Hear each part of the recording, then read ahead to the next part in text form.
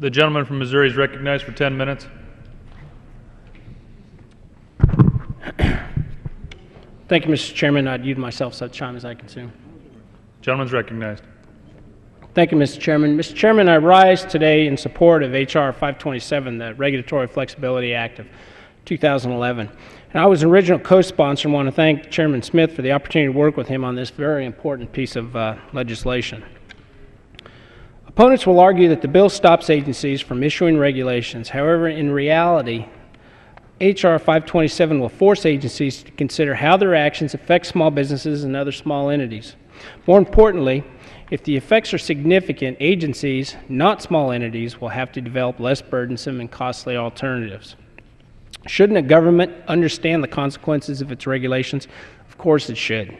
And by doing so, the government may arrive at a more efficient and less costly way to regulate. In a nutshell, that is what H.R. 527 does.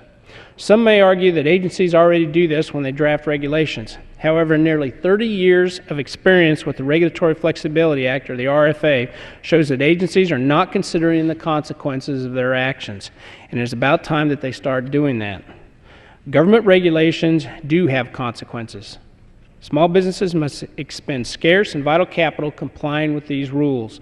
If there's a better way to achieve what an agency wants while imposing lower costs on small businesses, the sensible approach would be to adopt the lower cost methodology.